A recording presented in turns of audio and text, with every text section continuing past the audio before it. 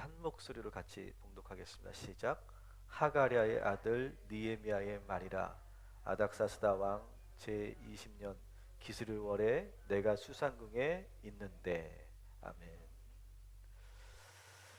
네, 오늘부터 그 저희는 이제 느헤미야 말씀을 우리가 함께 쭉 보려고 합니다. 느헤미야 말씀을 어, 그 소위 이제 강해 설교라고 이렇게 우리가 하죠. 이 느헤미야서를 우리가 이렇게 보는데 세 가지 그런 목적이 있습니다. 첫 번째는 이 느헤미야는 기도의 사람이었죠. 기도의 사람이었기 때문에 우리가 이게 금요 성령 집회는 기도를 많이 하는 그런 시간이고, 우리가 처음 우리가 금요 심야 시작할 때부터 어떻게 기도해야 되는지에 대해서 쭉 제가 여러분들에게 가이드를 해드렸습니다. 그래서 이 느헤미야말로 아주 기도의 사람이고 기도의 응답을 받았던 사람이기 때문에 우리 모두가 이 느헤미야 말씀을 통해서 놀라운 기도의 응답을 받는 그런 저와 여러분이 되기를 주님의 이름으로 축원합니다. 두 번째, 우리가 이 느헤미야 말씀을 봐야 되는 이유는 우리의 기도가 내 개인의 그런 어떠한 축복과 영광만을 위한 기도가 되지 말아야 되겠다. 지금 정말 우리 시대에 우리나라에 정말 필요한 것은 중보 기도인 것 같아요. 특별히 이 나라와 이 민족을 위한, 아니 지금 전 세계를 위한 중보 기도가 정말 필요한 것 같아요. 트럼프가 어떻게 할지 모르겠어요. 저는 불안하기도 하고, 이 과연 어떤 결과를 낳을까 예측이 안 돼요. 이 트럼프는 정말 우리가 기도해야 될 때인 것 같아요. 나라와 민족, 이 세계를 위해서 기도해야 된다. 느헤미야가 바로 그런 사람이었죠. 세 번째로는 새로운 지도자들을 지금 우리가 지금 뽑아야 됩니다. 우리는 지금 아주 우리 국민은 지금 너무 큰 깊은 상처를 받았어요. 지도자 때문에 너무 큰 상처를 받았는데, 그러면서 이제 또 서로가 또 새로운 지도자가 되겠다고 많은 사람들이 지금 올라와 있습니다. 이번에 우리가 정말 좋은 지도자를 뽑아야 되는데, 오늘 이 느헤미야라고 하는 이 지도자가 어떤 지도자인지, 정말 하나님께서 우리나라에 어떤 지도자를 보내주셔야 하는지, 우리가 그런 기도하는 마음으로 우리가 이 말씀을 볼 때 하나님께서 우리나라에 정말 좋은 지도자를 하나님께서 보내주실 줄 믿습니다. 그래서 우리가 느헤미야 말씀을 보면서 그런 기도하는 마음을 가지고 우리가 이 말씀을 함께 해나가자. 그래서 이 느헤미야에 대해서 오늘 함께 할 건데, 오늘은 기뻐하세요. 1절만 할 거예요. 1절. 오늘 한 절만 가지고 할 거예요. 그러니까 기뻐하셔도 될 것 같아요. 저도 원래 처음에 1절만 할 생각은 없었고 11절까지 하려고 했었는데, 하다가 보니까 제가 은혜를 받아가지고 그냥 1절에만 계속 머물렀어요. 그래서 오늘 1절만 하자. 그 우스갯소리도 1절만 해, 1절만, 그런 말도 있는데 오늘 1절만 하도록 하겠습니다. 너무 기뻐하시는 것 같아요, 여러분. 네. 자, 우리가 느헤미야에 대해서 우리가 좀 알아보는데요, 느헤미야에 대한 정보가 많이 없어요. 거의 없어요. 느헤미야에 대한 정보가. 특별히 뭐 그의 가족이 어떤지, 어린 시절을 어떻게 보냈는지, 어떻게 바벨론으로 끌려갔고 거기서 어떻게 또 왕에게 발탁이 되어서 술 맞는 관원이 되었는지, 그런 이야기가 전혀 없어요. 그냥 술 맞는 관원으로 시작돼요, 느헤미야 이 말씀은. 근데 이게 또 여러분 성경의 묘미죠. 여러분 이 성경에 눈이 떠지면 이 성경의 그 없는 내용을 찾아가는 게 너무너무 또 즐거운 작업이거든요. 그러니까 저는 아마 그 신학자가 되지 않았다면 아마 제 성향상 저는 아마 고고학자가 됐을 것 같아요. 고고학자. 그래서 막 조그만 그 기와 조각 하나 가지고 이걸 가지고 역사를 쓰잖아요, 그죠? 조선시대 역사를 쓰잖아요, 그죠? 저는 그게 너무 재밌더라고요. 여러분 재미없죠? 근데 저는 재밌어요. 근데 저는 이 성경 구절도 요 한 구절 가지고 이렇게 막 그 안에서 막 우러나오는 막 그 몽글몽글 솟아오르는 막 그 한 구절이 한 단어가 막 나에게 말을 거는, 나에게 막 옛날 이야기, 수천 년 전 이야기를 막 해주는 것 같은 그런 기쁨이 있어요. 여러분들은 전혀 기뻐하지 않는 것 같지만 저는 너무 그게 기뻐요. 그래서 오늘 이 한 절만 가지고 할 거고, 니에미아에 대한 정보가 없다는 것은 오히려 우리가 더 많이 풍성하게 니에미아를 알 수 있는 그런 즐거움을 주는, 또 거기서 깊은 감동을 주는 그런 시간이 될 것이다. 자, 그 여러분 그림 하나 보여드릴게요. 어, 뭐죠? 나이테죠, 나이테. 나이테 뭐 저거는 우리가 알고 있는 것처럼 나이테 하나는 반드시 한 1년에 하나씩만 생긴다고 그러죠. 정확하다고 그러죠. 저 나이테는요. 근데 나이테를 보면 뭐 저게 몇 살이구나, 저 나무가 몇 살이구나 정도는 우리가 알 수 있다, 이렇게 판단을 해요. 그런데 우리 산림청 2014년도에 산림청 국립산림과학원이라고 하는 곳에서 나이테 연대기라는 것을 어, 완성했다고 그러죠. 나이테 연대기. 그래서 이 나이테를 보면 이게 하나의 간격이 1년이니까 그 1년 사이에 기후가 어땠는지를 알 수 있대요. 그 사이에 날씨가 어땠는지, 그때 평균 온도가 어땠는지, 그때 홍수가 있었는지 가뭄이 있었는지 그걸 다 알 수 있다는 거예요. 저 나이테 하나로. 아마 제가 고고학자가 안 됐으면 여기가 있었을 것 같아 또. 어. 그래서 그게 뭔가를 좀 봤더니 이런 그림이 있더라고요. 그 다음 넘겨주시면 더 깊이 들어가는 거야. 그 나이테 안으로 더, 아마 현미경으로 더 들어가면 그 나이테 사이사이의 그 간격 있죠. 그 간격, 세포의 지름, 세포의 벽 두께, 뭐 그런 것들을 가지고 그 당시의 온도와 그 당시의 기후를 알 수 있다는 거예요. 오히려 이것은 지금까지 개발된 어떤 과거의 여러 가지 기후를 분석하는 여러 가지 과학적 방법보다 더 정확하대요. 이게 오히려 더 정확하대요. 나무에는 그 모든 흔적이 다 남아 있다는 거야. 그 역사가. 그래서 생각해 보세요. 몇 년도에 뭐 100년 전에 날씨가 갑자기 추워졌다. 그러면 이게 만약에 120년 전에 그런 나무를 통해서 120년 전에 날씨가 아주 추워졌다는 걸 우리가 보게 되죠. 그럼 120년 전에 우리가 역사 기록을 또 찾아가 보는 거예요. 역사 기록을 찾아가 보면 반드시 그 시기에 아주 추위 때문에 일어났던 여러 가지 역사 사건들이 분명히 거기에 있을 거예요. 뭐 많은 사람들이 얼어 죽었다든지, 그 안에서 여러 가지 일들이 있었다든지, 뭐 전쟁이 일어났다든지, 뭐 연료 문제 때문에 많은 어려움을 겪었다든지, 그런 얘기하면 또 들어가는 거예요. 또 들어가다 보면 그 나이테 안에는 정말 많은 이야기들이 켜켜이 숨겨 있더라는 것이죠. 여러분 오늘 이 하나님의 말씀도 마찬가지입니다. 여러분 이 말씀을 여러분이 보실 때 그런 눈으로 보시면 좋아요. 오늘 우리가 읽는 이 한 구절의 이 말씀 안에는 정말 많은 이야기가 담겨 있다는 사실을 여러분 기억하시고 정말 호기심을 가지고 이 말씀으로 저와 함께 들어가시기를 바랍니다. 자, 오늘 느헤미야에 대한 소개는 첫 번째는 1절에 나와 있죠. 뭐라고 되어 있습니까? 하가랴의 아들 느헤미야, 이렇게 되어 있어요. 저는 이 구절의 은혜를 받아버린 거예요. 그래가지고 더 이상 제가 진도를 안 나갔어요. 여기에서 내가 또 멈췄어요. 너무 은혜 받았어요. 은혜 받았다고요. 너무 은혜 받았어요. 여러분이 하가랴라고 하는 사람이 느헤미야의 아버지라고 소개되고 있어요.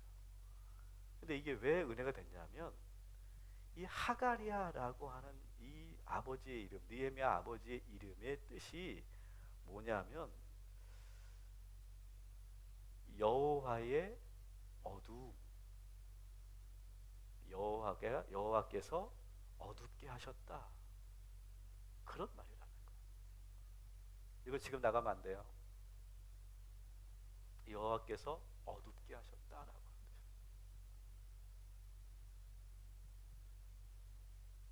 이름이 별로 안 좋은 거죠, 그죠? 하기야 뭐 제일 안 좋은 이름 갈렙도 우리가 배웠죠. 뭐라고요? 이런 개, 개라고 하는 뜻이라고 그랬죠. 근데 이 하갈이라는 이름도 별로 안 좋아요. 여호와께서 어둡게 하셨다.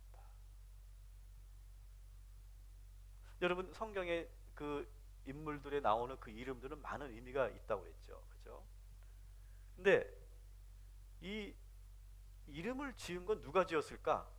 하갈이가 태어나면서 나는 하갈이야 이렇게 했을까요? 누가 이름을 지어주죠? 그의 부모들이 이름을 지어주잖아요. 그죠? 부모가 이름을 지어주는데 왜 하필이면 여호와께서 어둡게 하셨다 이렇게 지었을까? 여러분 아마 그 이스라엘 전통적으로 보면 그 우리는 좋은 이름을 짓죠. 우리 한국은 자녀에게 좋은 이름, 아주 그냥 무조건 좋은 이름. 그래서 저는 김석형이잖아요. 여기 우리 권사님 김덕형이시고, 근데 저는 우리 아버님이 그 가운데 석자를 큰 석자를 썼어요. 근데 안 컸어요. 그러니까 무조건 우리 부모들은 좋은 이름, 무조건 좋은 한자를 갖다 쓰는 게 우리 부모님의 마음인 것 같아요. 근데 이스라엘의 부모들은 좋은 이름도 쓰지만 가끔은 그 시대의 그 상황을 그대로 그 아이의 이름에 이렇게 부여하는 그런 전통이 있었죠. 그러니까 지금 아마 하갈이를 낳는 그 부모님의 그 상황은 지금 상당히 안 좋은 상황이었던 것 같아요. 자, 그러면 여러분 이제 이스라엘 역사를 조금 아시는 분들은 예측이 될 거예요. 어떤 상황이 있기 때문에 안 좋았을까요? 그렇죠. 바벨론이 무너지고, 그리고 지금 이 바벨론에서 어떻게 합니까? 포로로 지금 데려가는, 많은 사람 포로로 잡혀가는 그런 상황. 그래서 아마도 역사적으로 본다면 느헤미야의 조부모 때 아마 나라가 멸망했고, 그리고 지금 포로로 잡혀가는 그 상황, 아마 지금 바벨론에서 이 하가랴를 낳았던 것 같아요. 생각해 보세요. 나라를 빼앗겼고요, 그리고 강제로 지금 포로로 잡혀갔고요, 그리고 그곳에서 지금 정말 낯선 땅에서 어떻게 살아가야 할지 아무것도 분간할 수 없는, 판단할 수 없는 그 상황에서 그 하갈의 아버지는 어떤 마음이었을까요? 바로 그대로 그냥 그 아들에게 그 이름을 부여한 것처럼 여호와께서 우리를 어둡게 하셨다. 아주 절망의 순간이죠. 뭘 어떻게 해야 할 수 없는 그런 절망의 상황, 그 상황에서 지금 그 이름 하갈야라고 하는 이름이 지어졌다라고 하는 거예요. 그런데 저는 이 오늘의 주인공은요, 느헤미야가 아니고요, 하갈야예요. 하갈야. 근데 이 하갈야는 비록 태어날 때 그 아버지가 하갈야라고 하는 그런 좋지 않은 부정적인 이름을 부여했지만 하갈야는 그렇게 살지 않았던 것 같아요. 그는 비록 이름이 별로 안 좋았지만 그는 오히려 더 열심히 살았던 것 같아요. 그래서 자신의 아버지가 고통의 눈물을 흘리면서 아들을 그렇게 이름 지었지만 그 아들은 이 포로로 잡혀온 이국 땅에서 여전히 하나님의 역사하심을 믿고, 그리고 새롭게 자신의 삶을 개척해 나가는 그런 삶을 이 하갈야는 살았던 것 같아요. 그 가운데 사랑도 하고 결혼도 하고 아들을 얻었어요. 그 아들의 이름을 뭐라고 한다고요? 느헤미야라고 했다는 거예요. 느헤미야.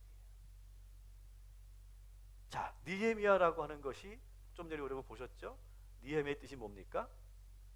여호와께서 위로하신다. 자, 보세요.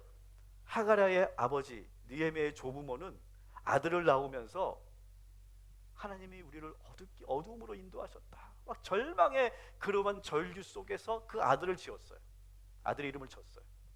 근데 이 하갈에는 그 이름대로 살지 않았어요. 이름대로 살지 않고 정말로 그 안에서 어려운 환경 속에서 믿음을 가지고 하나님의 신앙을 회복하고 열심히 살았어요. 그러면서 아들을 낳았어요. 그 아들의 이름을 뭘로 지었다고요? 여호와께서 위로하셨다. 여러분 1절 다시 이 구절을 한번 같이 우리 한번 따라해 주시겠습니까? 하갈의 아들 느헤미야. 이 말은 뭘까요? 이 말은 여기에는 단순히 족보가 있는 게 아니에요. 여기는 단순히 어떤 가족의 이야기를 하는 게 아니에요. 이것은 아주 깊은 의미가 있어요. 나라를 잃고 포로로 잡혀왔다. 그래서 하갈이야, 다시 말하면 하나님께서 이스라엘을 떠나셨다. 그러므로 우리는 깊은 절망 속에, 어두움 속에 우리는 살고 있다. 그러나 하갈에는 다시 이렇게 선포한다. 아니다. 하나님은 우리와 함께 하신다. 이 땅에서도 우리를 위로하고 계신다. 위로의 하나님이 우리와 함께 하시고 앞으로도 함께 하실 것이다. 그렇게 지금 하갈이라는 아들을 낳으면서 그 이름을 완전히 바꿔 놓았다는 거예요. 여러분, 우리가 오늘 이 시간 우리 모두가 다 하갈야와 같은 마음을 가지고 오늘 이 시간 기도하기를 바랍니다. 처음에 하갈의 아버지는 와가지고 어떻게 해야 될지 몰랐을 거예요. 아마 그냥 제대로 적응도 못했을지 몰라요. 그래서 가족들이 있지만 어떻게 이끌어가야 될지 전혀 알지 못하고 망연자실해 있었을 거예요. 그리고 그 아들을 하갈이라고 이름을 붙였어요. 그러나 그 하갈야는 이제 하나님의 인도하심과 은혜로 정말로 울고만 있지 않고 어떻게 해서든 그곳에서 살아남으려고 안간힘을 썼어요. 살아남아야 다시 돌아갈 수 있고, 살아남아야 그 뒤에 자식들을, 그 뒤에 후손들을 지켜낼 수 있기 때문에 그런 절박함 속에서 이 하갈야는 살아냈어요.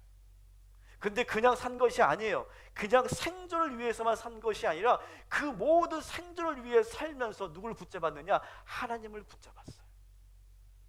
하나님을 붙잡고 이 포로 1세대였던 이 아버지들은 하나님의 이름을 불렀어요. 그리고 하나님께서 도와주시기를 눈물로 지금 기도하고 있는 거예요. 그러면서 이 포로 1세대, 다시 말하면 이 하갈야와 같은 세대에 있는 아버지들은 뭘 했느냐? 우리가 왜 여기까지 오게 됐느냐? 왜 우리에게 이런 불행이 찾아왔느냐를 곱씹으면서 돌아보는 거예요. 돌아보면서 그들은 누구도 원망하지 않아요. 누구 탓하지 않아요. 이렇게 나라를 이 모양으로 만든 그 왕들을 원망하지 않아요. 증오하지 않아요. 모든 것이 다 나의 잘못이고 우리의 잘못이라고 철저하게 회개하는 그 포로 1세대의 아버지들이 있었다라고 하는 사실이에요.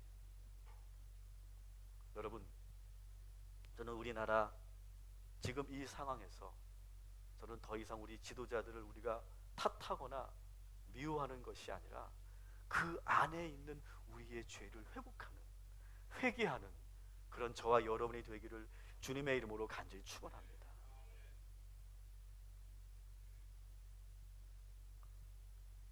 여러분, 지금 우리가 누구에게 돌을 던질 상황이 아니에요. 우리도 만일 그 자리에 있으면, 그 상황에 있으면 누구나 다 그렇게 살고 있는 것이 우리나라의 삶이었어요. 그 사람들이 드러났을 뿐이지 사실은 우리도 그렇게 살아왔잖아요. 그런데 우리는 자꾸 돌을 던지고 있어요. 근데 이 포로 1세대 하갈야와 그 모든 아버지들은 더 이상 그렇게 하지 않았어요. 무의미해요. 그건 더 이상 그것은 의미가 없어요. 지금부터 우리가 해야 될 것은 철저하게 회개하는 거예요. 하나님 앞에 회개하고 하나님의 도우심을 간절히 바라는 것밖에 할 것이 없는 거예요. 여러분, 우리 그리스도인들은 오늘 이 말씀을 듣는 우리 모든 우리 동탄 꿈의 성도들은 오히려 이 나라를 바라보며 우리가 더 많이 회개하고 더 많이 주님 앞에 간절히 부르짖는 저와 여러분이 되기를 주님의 이름으로 간절히 축원합니다. 여러분, 우리가 읽지 않았지만 6절 7절 말씀을 한번 찾아보세요. 느헤미야가 이렇게 회개하는 장면이 나옵니다. 같이 읽습니다. 시작.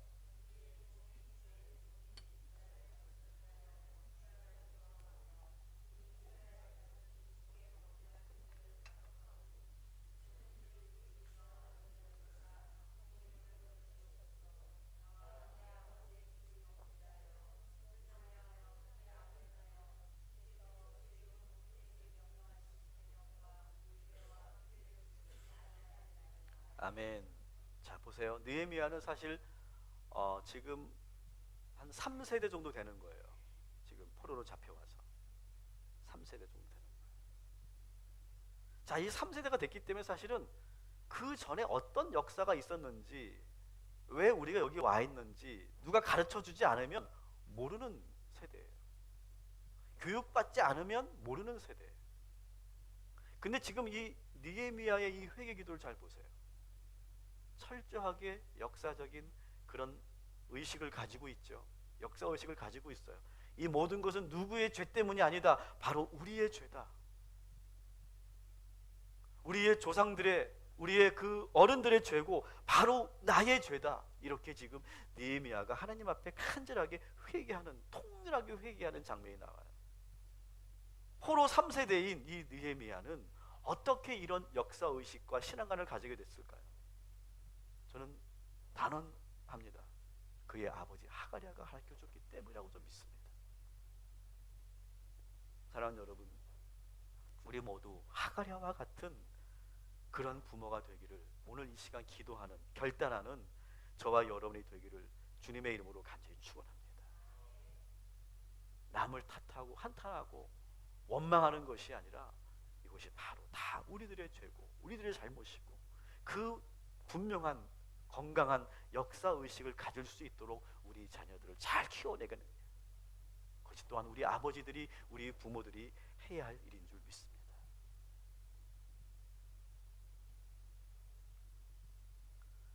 자, 느헤미야의 두 번째 단서는 뭐냐? 그가 어떤 사람이었는지가 소개되고 있죠. 그죠? 1절에 보면 그가 아닥사스다 왕과 함께 수산궁에 있었다라고 하는 내용이 있고요. 11절에 보니까 그의 직책이 나오죠. 왕의 술을 맡아 관리하던 그런 관원이었다라고 11절에 나와요. 여러분, 여전히 이 느헤미야에는 나오지 않는 게 있어요. 어떻게 자랐고 술 많은 관원이 되기까지 어떻게 살았고 또 어떻게 해서 그 술 많은 관원이 됐는지가 전혀 나오지가 않아요. 근데 여러분 잘 아시죠? 느헤미야가 술 많은 관원이 되었다는 것은 정말 대단한 거죠, 여러분. 그런 것은 여러분 다 오리엔테이 돼 있을 거예요. 그냥 술만 따라주고 술을 이렇게, 왕의 술을 이렇게 기미하는 그 정도의 그런 직책이 아니죠. 왕의 생명을 지키는 일이죠. 그죠? 왕이 정말 신임하지 않으면 맡길 수 없는 직책이에요. 이렇게 기미를 하다가 마시는 척하고 안 마시고서 독에 든 술을 먹이면은 죽는 거죠. 그러니까 왕이 정말 절대적으로 신뢰하지 않으면 이 술 맞는 관원이 될 수 없는 거죠. 더구나 지금 그는 바벨론 출신이 아니에요. 그죠? 바벨론 출신이 아니고 이스라엘의 포로 출신이에요. 정말 파격적인 인사죠. 아마 뭐 우리나라식으로 본다면 인도네시아의 어느 이주민 노동자가 우리나라에 지금 장관이 되는 거예요. 우리나라에서 지금 있을 수도 없는 일이죠. 지금 우리가 들어도 상당히 낯설고 거의 불가능하게 느껴지는 그런 느낌이죠. 이 시대도 분명히 그랬겠죠. 그런데 지금 이스라엘의 포로 출신이 그 바벨론 제국의 최고의 그런 바사 제국의, 바벨론 아니죠, 바사 제국의 최고의 그 자리에 올랐다라고. 어떻게 올랐을까요, 여러분? 운이 좋았을까요? 착했을까요? 여러분, 착하면 성공하나요? 착한 삶에 성공하나요? 아니다고 또 말하면 또 이상하고요. 단순히 착한 것만으로는 되지 않죠, 그죠? 어떤 특별한 기술이나 재주가 있었을까요? 중요한 것은요, 그 자리에 오르는 그 과정은요, 정말 정말 치열한 경쟁이, 피를 말리는 경쟁이 있었을 거예요. 아마 그 경쟁에서 웬만한 사람들의 그 멘탈은 다 깨질 거예요. 상상을 한번 해보세요. 우리나라 지금 대통령 하겠다고 지금 하시는 분들이 그 싸움이 지금 얼마나 무섭습니까? 최근에 한 분도 지금 포기하셨잖아요. 그럼 우리나라 정치 생태계가 그렇게 건강하지 않죠. 거의 정글이죠, 정글. 정말 밀림, 아주 약육강식의 아주 아주 그 잔인한 정글과 같은 곳이 우리나라 정치 생태계죠. 거기서 살아남는다. 사람은 아닌 것 같아요. 느헤미야도 지금 그런 치열한 경쟁 속에서 지금 그 자리에 오른 거예요. 아마 그렇게 되려면 보통의 멘탈을 가지고서는 불가능했을 거예요. 그리고 아마 아주 고도의 정치적인 센스가 있었을 거예요. 이렇게 뭐라 그러죠? 우리가 이렇게 판을 본다고 하죠. 판.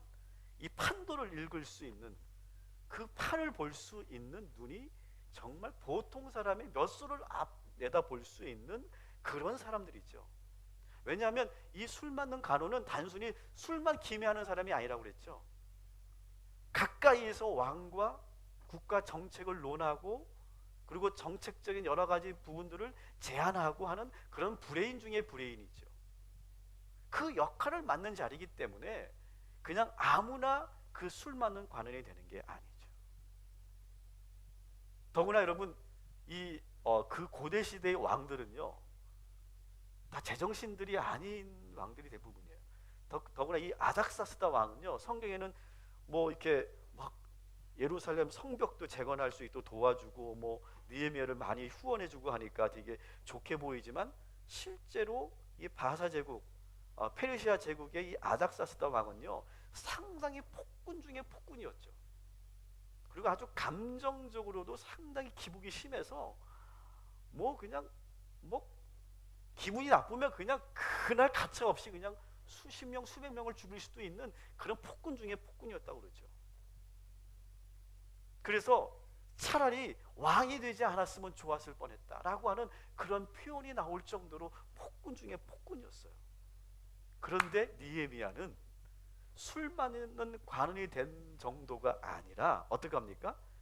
그 왕에게서 예루살렘 성벽을 재건할 수 있는 그러한 후원을 받습니다.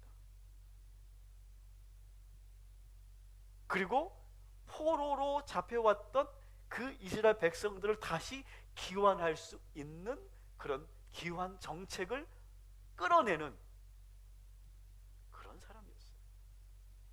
대단한 사람이죠, 여러분.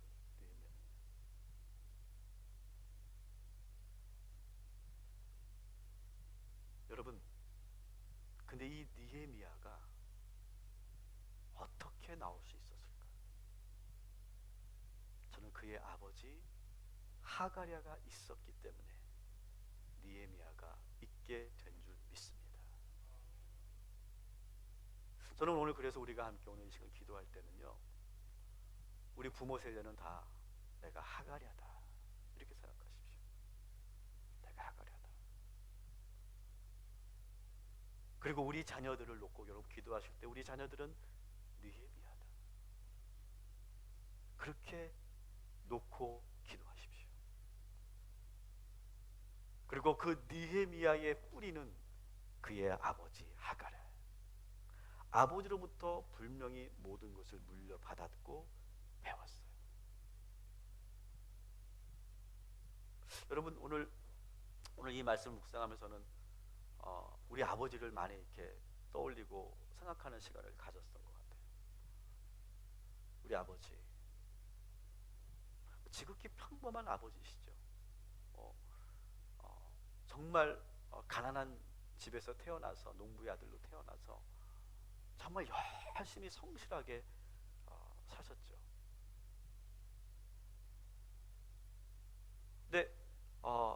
저희 아버지도 너무 가난한 집에서 태어났고 많이 배움이 없었기 때문에 사실 많은 그런 인생의 경험도 적으셨기 때문에 많은 그런 시행착오도 있었고, 그리고 부모로서의 그런 연약함도 분명히 있었어요. 한계도 있었어요.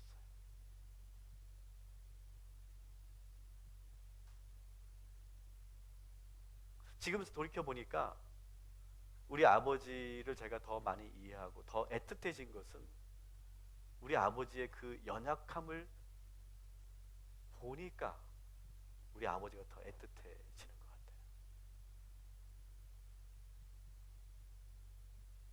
그런데 제가 우리 아버지로부터 나도 모르게 물려받은 계승된 너무나 좋은 자산들이 있더라는 것이죠. 그 중에 하나는요, 하나님을 믿는 거였어요. 신앙이죠. 그리고 또 하나는 성실함이죠. 그리고 또 하나는 제가 사춘기 때 우리 아버지랑 정말 많이 부딪혔던 거. 우리 아버지는 정말 원칙주의자였어요. 정말 그게 너무 답답하고 막 숨이 막힐 것 같았어요. 그런데 그 아버지의 그 원칙이 어느 순간 저한테 들어가 있더라고요. 그렇게 원칙대로 살아오셨기 때문에 지금 그 평범한 아버지셨지만 제가 지금 여기에 있는 거고, 나는 그 아버지의 그 무형의 그 많은 유산들을 제가 물려받고 제가 이렇게 살고 있는 것 같아요. 여러분의 아버지, 여러분의 부모님은 어떠셨는지 모르겠어요. 중요한 거는요, 어느 부모도 완벽한 부모는 없습니다. 절대로 완벽한 부모 없습니다. 자녀들에게 많은 실수를 합니다. 저도 참 많이 실수를 한 것 같아요, 부모로서.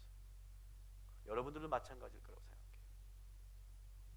하갈야도 마찬가지였을 거예요. 하갈야 아버지는 아마 더 부정적인 영향을 주었겠죠, 하갈야에게. 하지만 하갈야는 그 아버지로부터 부정적인 것만 받은 것이 아니에요. 그 안에 분명히 좋은 긍정적인 하나님을 믿는 신앙이라든지 그 안에서도 끝까지 가정을 지키는 성실함이라든지 그런 걸 받았을 거예요. 그리고 하갈야는 또 다시 그 아들 느헤미야를 그렇게 올바르게 키웠던 거죠. 사랑하는 여러분, 우리 모두는 다 하갈야이고 하갈야의 아버지입니다. 다 우리 연약하죠. 하지만 오늘 이 시간 우리가 할 수 있는 건 하나 있어요. 우리 자녀들을 위해서 기도하는 것. 여러분들이 정말 할 수 있는 유일한 것 하나, 우리 자녀들을 위해서, 우리 느헤미야 같은 우리 자녀들을 위해서 눈물로 기도하는 오늘 이 밤이 되기를 주님의 이름으로 간절히 축원합니다. 그래서 여러분, 오늘 이 시간 우리가 그저 아버지로서, 부모로서 그냥 후회하고 그리고 자책만 하지 마시고, 지금부터 내가 우리 느헤미야 같은 우리 자녀들에게 무엇을 남겨줘야 될 것인지, 어떤 유산을 남겨줘야 될 것인지를 놓고 기도하시기를 주님의 이름으로 축원합니다. 그리고 믿으시기 바랍니다.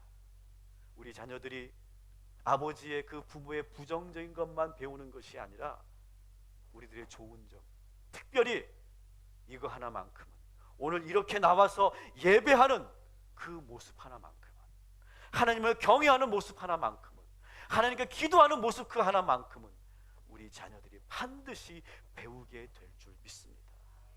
그것만 있으면 되는 거 아니겠습니까, 여러분? 우리가 살아보니까 어때요? 살아보니까 공부 잘하는 거, 잘난 거, 똑똑한 거, 예쁘고 멋있는 거 다 소용없지 않습니까? 오직 하나, 예수 믿는 거, 예수 믿고 그 예수님에게 기도하는 거, 그것만 있으면 되는 거 아니겠습니까? 우리는 지금 그것을 저는 보여주고 있다고 믿습니다. 오늘 이 시간 우리 모두가 하갈야와 같은 심정으로 오늘 이 시간 기도하시고, 우리 자녀들에게, 우리 후손들에게 그렇게 느헤미야 같이 아주 그 강한 멘탈을 가지고 있고 치열한 경쟁에서도 정말로 합리적으로 차분하게 또 그 리더의 마음을 사로잡고 그러면서 매력을 가지고 그리고 자신의 그 비전을 위해서 철저하게 준비하고 그리고 기도하고 기도하면서 정말 그 하나님께 더 간절히 부르짖는 그 열정의 니음이야. 그런 자녀들이 우리의 동탄 꿈의 교회 그 아버지들 세대 그 이후에 많이 나오게 될 줄 믿습니다. 그 자녀들이 우리 동탄 꿈의 교회를 세워가고 이어가고 그러면서 우리 교회가 정말 이 지역에서 정말 10년, 50년, 100년, 200년, 500년, 1000년 끝까지 주님 오시는 그날까지 우리 자녀들이 그 후손이 되어서 이 교회를 이루게 될 줄 믿습니다. 여러분들이 바로 그 하갈이다. 여러분들이 지금 우리 개척 1세대 아니겠습니까? 그죠? 개척 1세대 하갈이다. 그런 믿음을 가지고 오늘 이 시간 기도할 때 하나님께서 놀라운 그런 영감을 주시고 우리 자녀들을 향한 비전을 주시고 환상을 보여주시고 그대로 이루어지게 될 줄 믿습니다.